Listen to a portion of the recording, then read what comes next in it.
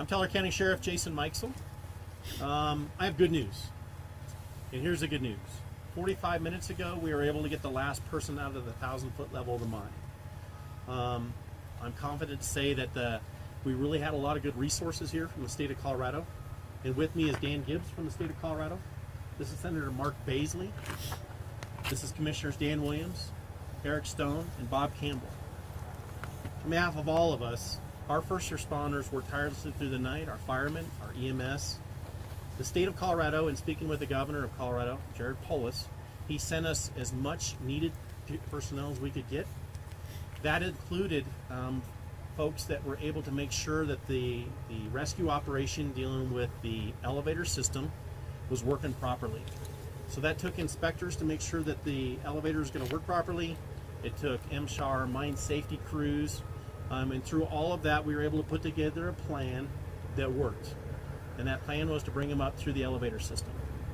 We had other plans that were in place, and luckily we didn't have to use any of those. These folks, we did have a briefing with them to explain to them what was happening, because they were in this tunnel and didn't know that any of this was going on. So it was a shock to them to know that they were actually part of a national media thing that was going on. The one thing I will tell you too is that we still are speaking with the family of the person that was lost in this through a tragic accident, and just understand we'll give that information when we can. But I'd like to open it up to any questions you might have as to anything that we've done. Sheriff, can you clarify any more injuries from the 12 being rescued out around 7 o'clock, and again, any more fatalities? So there was no one else injured. They all came up very safely, 4 at a time, so we could get them through the surface. And they're all in good spirits. We fed them pizza, that's what they wanted. There's a good news story at the end of this, and that's really what we were hoping for today, and our prayers were with, and just the trial that we were able to go through with the first responders to make sure this happened was great. I will tell you the mine owner was instrumental in making sure that equipment was able to get everyone up to the surface. So I just want to put my thanks out to him as well. Is Sure. the body Yes, ma'am. of the deceased still in the mine? No, ma'am. We've recovered the body of the person that was that died in the tragic accident, so we're taking care of that, yes.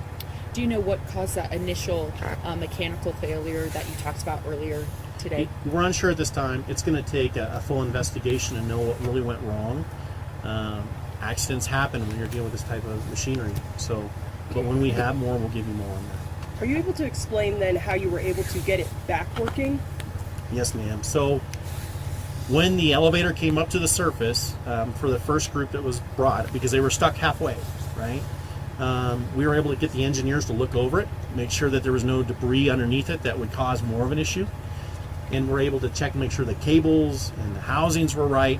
And so once they were able to identify that there were no other issues that could cause a problem with the equipment, they were able to lower it back down without anyone in it, and then bring it back up to make sure that it was going to run correctly. And then we decided on a plan to go ahead and do that, bring them back up. So, yes, ma'am. So, Sheriff, you said that they were kind of unaware of what was all going on up here. What did the folks that worked down there at that 1,000-foot level, what exactly did they know was going on at the time? What we told them at the time is that there was an elevator issue. So they believed there was just an elevator issue, and there was. There was an issue with an elevator, and we didn't know what else. So, in speaking with them afterwards, they were very thankful that we didn't tell them, because I think that would have caused a little more of an angst about how do we get out of here. So it went well. How long were those 12 individuals down there? I think we were about 6 hours now into this, so right around 6 hours. Sheriff, can you describe the conditions down there? You know, we met with you earlier talking about the hopes to get them out tonight. What would it have been like, you know, as the temperature continues to drop down there, just working to get them out as quickly as possible? Well, here's the thing. When you're in the earth that deep, your temperatures don't really change. So the biggest thing is they had water. I think if we'd have had this operation go longer, we would have been able to lower them something on a rope system. But thankfully, we didn't have to do that. So. Can you say who was in the group? Like, were there adults? Were there children? Can you describe who was in that 12? Yeah, this 12 were all adults. Yeah, and they're all people that came here from out of state to partake in a trip down to a mine to see what it was like. But they're all adults. And are you able to say at this time how the person died? Was it related to the elevator malfunction? I can tell you that it was related to a malfunction of the elevator or a tragic accident, right? There's not a lot more I can give you because I really don't know. I think the investigation will kind of give us our answers, but that's something that somebody that's a lot smarter than me is going to have to figure out how that thing works. So. And Sheriff, the investigation into what happened with the mine, do we expect it to be closed for a period of time? I know it's seasonal operation, but what is it going to be like inspecting everything before it is reopened to the public and more people are sent back down? Right now I know that OSHA has to get involved, mine safety has to get involved. All those folks are going to be looking into how that works. I know that it was taken offline tonight, obviously for those reasons, until they can find out for sure what is needed or if there is any other issues. This was actually the end of the season for this company that does this. So fortunately for them, it happened at the very end of the season. So my hope is that they'll be back up and running next year, but we'll see how this goes forward. Sheriff, in a long day for your office, what is kind of your message to the first responders from surrounding communities that came out to help? Well, I'm glad you asked. And here's the thing: we had a rescue organization from Colorado Springs Fire Department who did an amazing job with a Plan B and a Plan C for me. We had the Cripple Creek Fire Department. We had ambulances from the Cripple Creek area. We've had state mine workers, state emergency management here with us. Our emergency managers, our deputies, our police departments from Cripple Creek, all of those folks working to make one plan that would ultimately get everybody out safely. So was this the last day of the season, or it'll be shut down through the rest of this season? I believe this weekend was the last day of their season before they shut down for the winter. So. Can you talk about how the training of your emergency responders maybe contributed to the quicker recovery of these individuals? Well, I think it's a big question because there's a lot of first responders coming in. There's a lot of state agencies coming in. And here's the thing: in Colorado, we train every day to make those decisions on first responders and safety and getting people to safety. And you saw it work. That's what I saw today. How often do you have a senator, you have the state of Colorado here, you've got commissioners here, they did an emergency declaration. We did everything that we possibly could to make sure they were safe. And at the end of the day, those plans worked, and people got up safely. And working with the owner, who was just as much of a first responder to this as we were, they did a great job in making sure people came to the surface alive and safe. And Sheriff, I don't know if this is better for a commissioner, but just talking about the family-owned company. Last time this incident happened was a very long time ago.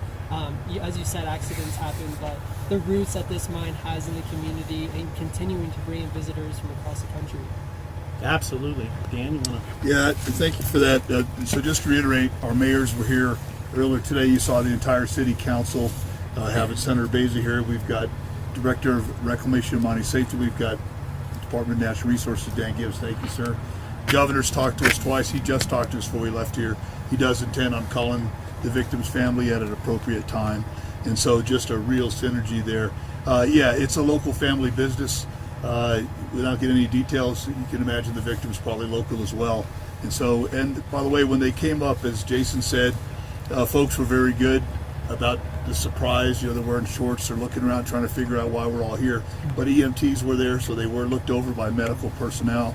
And then we went in a discreet group of the folks that you see here to talk to them. And I would just ask for your discretion, as I always do. Most of them are going to stay here in town. They were actually brought out by escort a few minutes ago, and you're allowed to talk to them. Obviously, they're free citizens, and they'll probably talk to you. But what we noticed is their phones started blowing up as soon as they got up here. So they're now absorbing what's happening. And as an old combat vet, I can tell you it takes a while for that to set in. And so if you do talk to them, just have a little grace for them. And for those who are watching, who are praying, we had lots of people praying, and just had a great outcome this time. So just want to thank these folks here. And with your permission, I mean, either one of you, Dan, would you like to say anything from the state of Colorado level? Thank you, Commissioner. We're just glad to partner with Teller County, and just amazing to see all the different partners come to the table. For the state of Colorado, we had Division of Reclamation, Mining and Safety. We have Michael Cunningham here. We had Department of Labor and Employment and their mine inspector team come here, and then the Office of Emergency Management here as well. So we're just so grateful that the outcome overall was very successful, and our hearts are with the person that died. Mark, you want to say anything? Certainly, thank you, Sheriff. I think what we saw here tonight was a master class of how this ought to be done for the communities to come together and to be led by someone like Sheriff Mikesell, who did a phenomenal job of keeping everyone together and instructed, and everyone knew their part, and everyone came together from around the community. So while we all need to remain mindful of the family of the person who died, there's a lot of smiles at the end here, so there's a big happy ending to an otherwise tragic day. And anyway, just great appreciation for all the first responders who were trained and came at the ready. And yeah, plan A, plan B, plan C was all ready to go, and it worked just the way it should have. So kudos to you, Sheriff Mikesell. Thank you for everything. Sheriff, the last question I had for you, you mentioned 2 children involved in that initial rescue, the traumatic experience for them, the adults. What kind of mental health resources, or how's the state, your agency, going to assist them as they process this situation, what they've been through? Yeah, so we actually brought all that attention to them immediately through our MAPS program, and then also through clinical advisors, and then we also brought in a special team for that. So we try to, because it's on anything like this, you want to get people to them as soon as possible. And it really is a big concern of ours to make sure everybody is, especially at a traumatic situation like this with children. You know, it's one of those things, you tear up a little bit when you're dealing with kids that have to go through these types of things. I'll tell you, that's one of the things that tugs my heartstrings. But they're safe, and you know, that's all we can hope for right now. And they are getting the help. Those families do have the numbers for all of our clinical folks that they can keep helping them through this if they need so. I will tell you, the city of Cripple Creek and the mayor's office and then their city council got hotel rooms for everyone if they wanted to stay and go through this here. So they've been given hotel rooms, they're staying in the area, and I'm very appreciative for that, because that's part of what we're doing for them. I had a question about 1986. What exactly happened then? Was it something to the degree of someone also dying? Well, 1986 was a long time ago, but there was nobody that died. I believe that something had happened to where there was 2 people that were trapped in the elevator for a certain amount of time. But really, I don't know for certain. Sheriff, I yes, sir. Apologize if this was answered earlier, but as far as the person who was deceased, and I understand that only a certain amount can be kind of said about it, were they brought to the surface and the body recovered with those other 11 individuals earlier, or were they outside of the elevator? Like, where, I guess, how was that body recovered? That person was recovered on the first initial elevator when we brought it up, yes. Gotcha. Anyone else have any questions? Did you say how long that elevator was stuck in place before coming back up? You know, ma'am, I don't have the actual information on that one. I don't think it was very long. I think it was very quick to try to get them to the surface. One of the things you have to understand, too, it's coming from 1,000 feet, right? On this initial, how we put down an elevator, it was very slow to make sure that we didn't hit anything, there wasn't any debris in the area or anything else. On bringing it back up, we do the same thing, right? We're bringing it up very slow, with everybody watching and making sure that we're not having any issues. So there was a lot of people that were putting eyes on it to make sure. And it was brought up as fast as we could, but as slow as we needed to.